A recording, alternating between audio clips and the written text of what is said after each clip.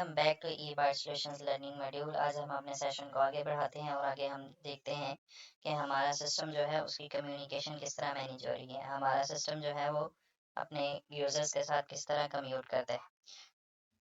Communication को देखने के लिए हमारे पास यहाँ पे मॉड्यूल है कम्युनिकेशंस, और इसके अंदर हमें मिल जाता है इसका कम्युनिकेशंस की सारी सेटिंग्स। लेकिन अगर हम देखते हैं तो हम इसको थोड़ा सा डाउन करें तो यहाँ पे हमारा है कैलेंडर, जो कि कम्युनिकेशन में एक इम्पॉर्टेंट रोल अदा करता है। इसका काम है कि ये हमारे पास जितने भी इवेंट्स होते हैं, हमने कहीं पे मीटिंग करनी है या हमने किसी स्टूडेंट को या किसी स्टूडेंट्स को या टीचर्स को या हमने पेरेंट्स को कोई ना कोई हमने इवेंट के लिए इनवाइट करना है या हमने उनको थोड़ा सा अलर्ट करना है, तो हम यहाँ पे इसको कर सकते हैं। लेट्स सपोज अगर समर वेकेशंस हैं तो हम यहाँ पे जो है एक दो दिन पहले अपने इवेंट को स्केड्यूल कर सकते हैं कि हम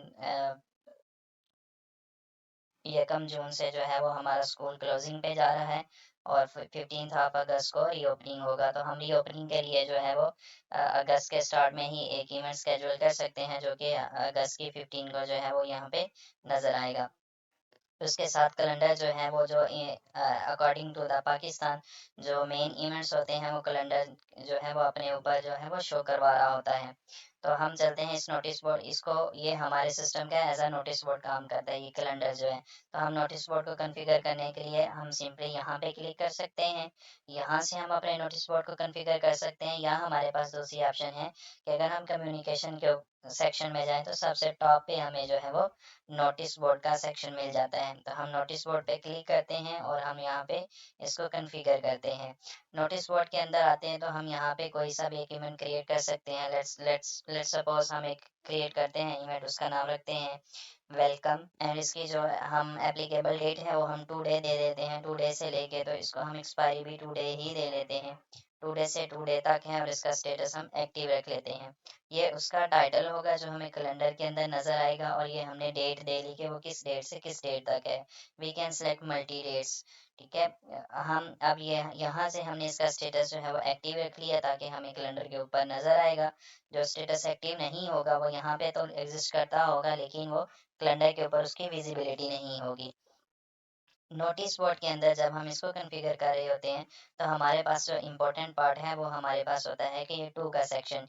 ये टू का सेक्शन जो है वो हमें ये बताता है कि हमने स्टूडेंट्स के लिए जस्ट ये नोटिफिकेशन क्रिएट करना है, या हमारे पास जो एम्प्लॉयज़ हैं, जो ड्राइवर्स हैं, टीचर्स हैं, वो अकाउंटेंट्स हों, या वो वी कैन से वो हमारे पास जो है वो एडमन्स हों, या उनके लिए कॉन्फ़िगर करना है, या जस्ट हमने स्टूडेंट्स के लिए करना है। यहाँ से हम इसका जो है वो स्टूडेंट्स के लिए इसको कॉन्फ़िगर कर सकते हैं, हम अपने सारे एम्प्लॉयज़ के लिए कर सकते हैं, या कुछ पेरेंट्स के लिए भी हम कर सकते हैं। और अगर हम चाहते हैं कि एज अ सुपर एडमिन हम जो है वो किसी भी यूज़र को अलर्ट नहीं करना चाहते, लेकिन हमारा कोई इवेंट है, लेट्स सपोज जो स्कूल का ओनर है उसकी कोई ना कोई इनको इनविटेशन है, वो एज अ गेस्ट वहाँ पे जा रहा है, या एज अ गेस्ट कोई उसके पास आ रहा है, तो वो अपने लिए भी इसको जो है वो मार्क कर सकता है। तो वो अपनी जो टू डू लिस्ट जिसको हम कह सकते हैं, वो अपने कैलेंडर में इस मीटिंग को जो है वो स्केड्यूल कर सकता है। तो हम यहाँ पे इसको जब अगर हम करते हैं कि सिर्फ स्कूल ओनर को नज़र आए, तो ये मोहम्मद इरफान इस वक्त जो है वो स्कूल का ओनर है, तो हम इसको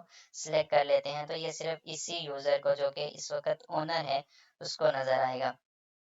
यहाँ पे हम कुछ भी मैसेज लिख सकते हैं कि उसकी डिटेल हो, तो हम यहाँ पे इसका ये मैसेज प्री फिल कर देते हैं, वेलकम बैक टू स्कूल, कि स्कूल के अंदर वो जो है वो वेलकम कर रहे हैं।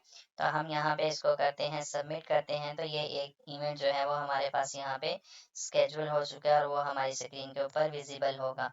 हम यहाँ पे डैशबोर्ड पे जाते हैं तो ये इवेंट जो है वो हमने इसको कॉन्फ़िगर किया था 30 के लिए, तो ये आज हमें 30 पे नज़र आ रहा है।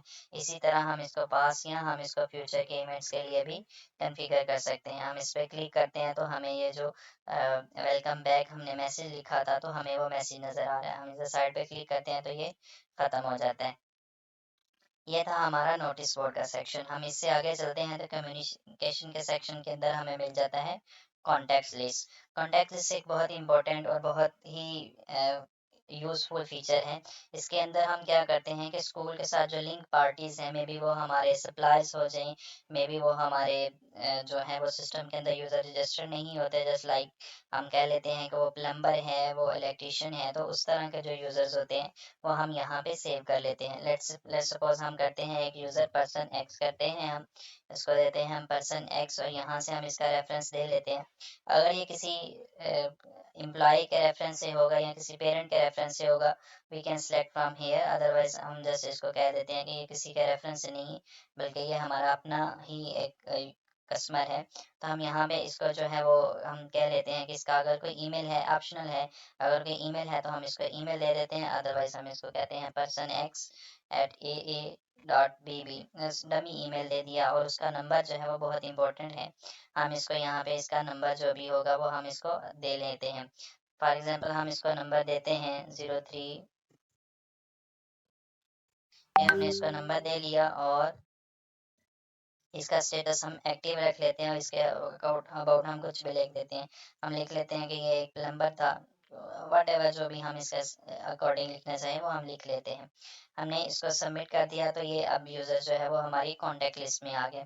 अब फॉर एग्जांपल हमने इसको एक मैसेज सेंड करना है तो हम मैनुअली यहाँ पे नहीं आएंगे, क्योंकि हम इस कॉन्टैक्ट को अपने मोबाइल में भी सेव कर सकते थे, लेकिन मोबाइल में सेव करते तो हमें जो है इसके साथ हमें इसको अगर हमने मैसेज करना होता, स्कूल में इनवाइट करना होता, कोई हमें कोई प्लम्बरिंग का काम चाहिए होगा तो हम इसको मैनुअल मैसेज करते। तो हमारे उस मैनुअल मैसेज को ओवरकम करने के लिए तो हमने इसको सिस्टम में सेव कर लिया और अब इसको सिस्टम जो है वो ऑटोमेटिकली मैसेज सेंड करेगा। वो किस तरह ऑटोमेटिकली सेंड करेगा, हाँ आइए हम इसको अब देखते हैं। सिस्टम के अंदर हम मैसेजेस को ऑटोमेट भी कर सकते हैं। मैसेजेस सिर्फ वही नहीं कि हम जैसे इसको अटेंडेंस के लिए मैसेज भेज रहे हैं या हम इसको लेट फ़ी के लिए भेज रहे हैं या ऑन फ़ी पेमेंट हम भेज रहे हैं या हम अब्सेंटीज़ के लिए भेज रहे हैं, बल्कि सिस्टम के अंदर हम जितने चाहें मैसेजेस को स्केड्यूल कर सकते हैं। तो उन मैसेजेस को स्केड्यूल करने के लिए हमारे पास यहाँ पे है स्केड्यूल मैसेज। तो यहाँ पे हम स्केड्यूल मैसेज में जाते हैं और यहाँ पे हम एक सिंपल मैसेज क्रिएट कर लेते हैं। अब यूज़र पूछ रहा है, अब ये हमसे सिस्टम क्यूरी कर रहा है कि हमने किसको सेंड करने हैं, तो हम सिंपली यहाँ पे पर्सन एक्स सेलेक्ट करते हैं। अगर हमने उसके साथ वही मैसेज एडवांस को भेजना हो तो हमारे पास यहाँ पे एडवांस हैं, अगर हमने टीचर्स को भेजना हो तो हमारे पास यहाँ पे टीचर्स हैं। इसी तरह हमने ड्राइवर्स को भेजना हो तो हमारे पास यहाँ पे ड्राइवर्स हैं। अगर हमने पेरेंट्स को भेजने हैं तो पेरेंट्स की लिस्ट है, अकाउंटेंट्स की लिस्ट है। और यहाँ से हम इसका स्टेटस एक्टिव रख देते हैं और इसको हम स्केड्यूल कर देते हैं। लेट्स सपोज हमें जो है वो कोई किसी प्लम्बर के काम की ज़रूरत पड़ चुकी है और आज संडे है, स्कूल ऑफ होगा, या यूँ कह लें कि आज जो है वो सैटरडे है और स्कूल जो है वो कल ऑफ होगा, तो हम मंडे मॉर्निंग में उसको इनवाइट करना चाहते हैं। तो हम यहाँ पे मंडे के लिए एक मैसेज स्केड्यूल कर देंगे, उसका हम टाइम दे देंगे 10 AM दे देते हैं हम, और हमने ये टाइम दे दिया और यहाँ पे हम उसका नेम जो है, इसमें भी वेरिएबल्स हैं, हम यहाँ से कुछ भी मैसेज उसका जो है वो राइट कर सकते हैं। हम कहते हैं रिस्पेक्टेड, हम उसका नेम लिख लेते हैं हाय, ये हमने नेम इसका किया और आगे हम लिखते हैं हाय। अभी हम यहाँ से इसको मैसेज बाय कर देते हैं और ये हम यहाँ से स्कूल नेम कॉपी करते हैं, इस पर क्लिक किया, ये सिंपली कॉपी हो गया और यहाँ पे आगे हमने इसको पेस्ट कर लिया। तो ये यहाँ पे हो गया मैसेज बाय, यहाँ पे हमारे स्कूल का जो नेम है वो चला जाएगा। तो ये हमने इसको स्केड्यूल कर दिया।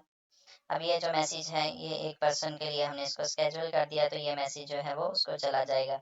अब यहाँ पे लिखा हुआ है open app to create messages, तो जब हम ऐप ओपन करेंगे तो ये ऑटोमेटिकली एक मैसेज जो है वो क्रिएट होगा। मैसेज क्या क्रिएट होगा और यहाँ पे इसका नेम जो है वो फिल हो जाएगा। तो हम ऐप को ओपन करेंगे तो मैसेज जो है वो ऑटोमेटिकली क्रिएट होके तो सेंड हो जाएगा। लेकिन अगर हम चाहते हैं कि हम मैसेज को पहले देखें, हम क्रिएट करने से पहले उसको देखें, तो हम हमारे पास जो जितने भी ये मैसेजेस हैं वो सारे के सारे इस मैसेज सेंडर के अंदर पड़े होते हैं। तो अगर हम मैसेज सेंडर के अंदर आते हैं तो यहाँ पे हमारे पास जितने भी मैसेजेस जो पेंडिंग हैं वो यहाँ से हमें नज़र आ रहे हैं, और जो सेंड हो चुके हैं यहाँ पे ऊपर हमारे पास ऑप्शन है कि हम जो सेंड हैं उनको भी देख सकते हैं, और अगर हम चाहें तो यहाँ से जो फेल्ड हुए थे हम उनको भी यहाँ से देख सकते हैं। तो ये हमारे पास जो है वो ऑप्शन है कि हम यहाँ से इसको सारा देख सकते हैं, सारा कंट्रोल कर सकते हैं। अभी जो हमने मैसेजेस क्रिएट किया उसकी टाइप जो थी वो सिंपल थी, तो हम यहाँ पे सिंपल टाइप करते हैं और यहाँ से इसको स्टेटस ऑल कर लेते हैं।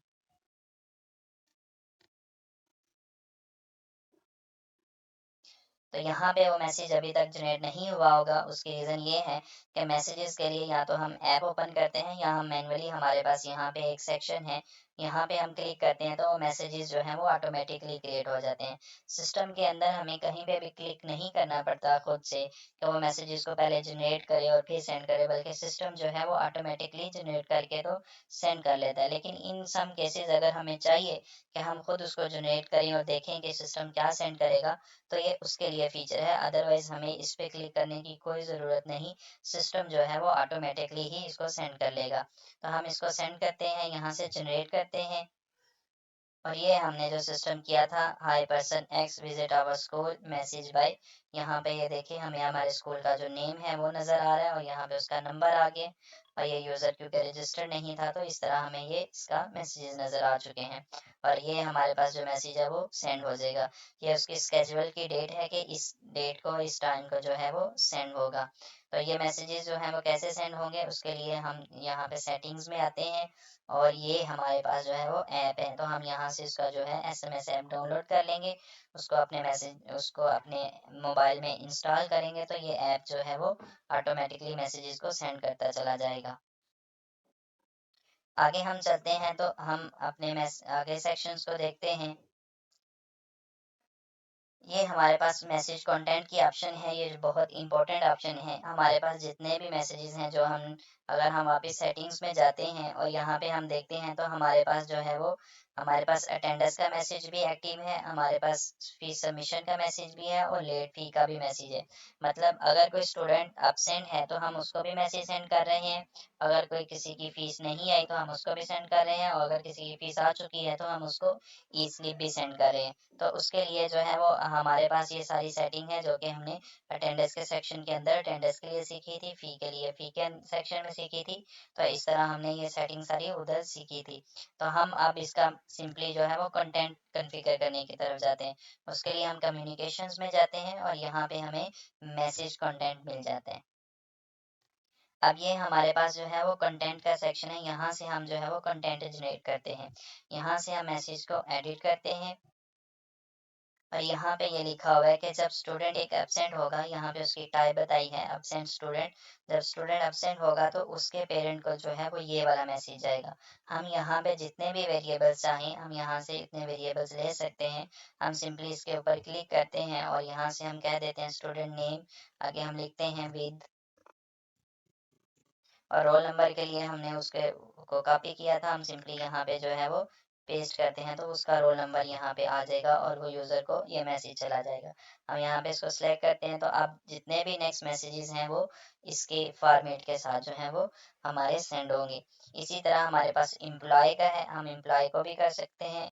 अगर हमारे पास फीस सबमिट नहीं हुई जिन स्टूडेंट्स के, उनके पेरेंट्स के लिए भी यहाँ पे मैसेज है, और हम उनको जो है वो यहाँ पे मैसेज डिज़ाइन कर लेते हैं। और इसके अंदर जो बहुत कह लें कि प्रीमियम फीचर है वो हमारे पास है इनवॉइस लिंक का।